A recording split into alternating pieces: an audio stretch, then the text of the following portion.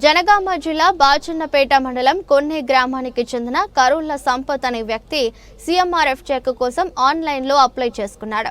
CMRF check కావాలంటే తన వద్దకు వచ్చి అడిగినంత లంచం ఇచ్చి తీసుకోవాలని, లేకపోతే చెక్ వెనక్కి పంపిస్తానని కాంగ్రెస్ మండల అధ్యక్షుడు బాలరెడ్డి బెదిరిస్తున్నాడని ఆరోపిస్తున్న బాధితులు తమ దగ్గర డబ్బులు లేవని, ఆసుపత్రిలో చికిత్స కోసం ఉన్నదంతా ఖర్చు చేశామని వేడుకుంటున్నప్పటికీ డబ్బులు ఇస్తేనే చెక్కు ఇస్తానని చెక్కు తీసుకుని వెళ్లిపోయాడని ఆవేదన వ్యక్తం చేస్తున్న బాధితులు. ఈ మేరకు బచ్చన్నపేట కాంగ్రెస్ అధ్యక్షుడు బాలరెడ్డి జనగామ పార్టీ నాయకుడు నాగపురి కిరణ్ కుమార్ పైన పోలీసులకు ఫిర్యాదు చేసిన బాధితులు.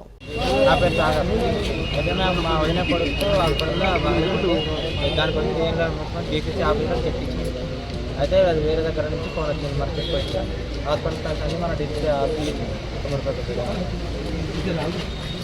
చెప్పొచ్చిన వేరే దగ్గర ఫోన్ చేస్తే ఇప్పుడు వస్తుందా అలా ఆఫీసర్కి వస్తా చెప్పి హాస్పిటల్ అంటే హాస్పిటల్ ఏదంటే ఇప్పుడు మనం కంప్లీట్ వేరే వాళ్ళకి ఫోన్ చేస్తాను. మనం పోలీస్ స్టేషన్లో ఏమన్నా కంప్లీట్ మన డీసీసీ ఆఫీసర్ చెక్ చేస్తే మిస్ అయిందని కంప్లీట్ అయింది.